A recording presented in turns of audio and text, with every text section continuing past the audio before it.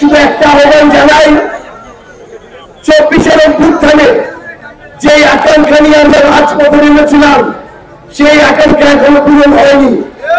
তাই রাজপথ ছাড়ার সময় এখনো হয়নি।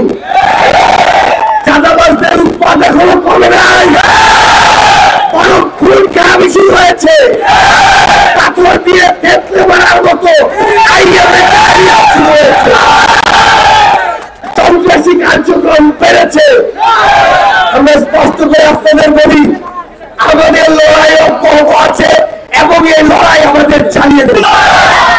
এই বাগের হাতে, এই রামপালে, এই ফয়লা বাজারে কেউ যদি চাঁদাবাজির দখলদারিত্ব, ক্ষমতার অপব্যবহার, দুর্নীতি সহ যেগুলো প্রকল্পের সাথে জড়িত হয় তাকে প্রতিরোধ করতে হবে, তাদেরকে আইনের হাতে সুপর্দ করতে হবে।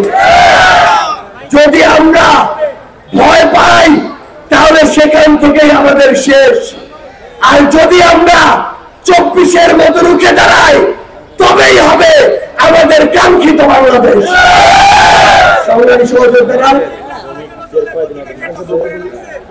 এ পর্যায়ে আমাদের কাছে সংক্ষিপ্ত বক্তব্য উপস্থাপন করবেন জাতীয় নাগরিক পার্টি এনসিপি মুখ্য সমন্বয়ক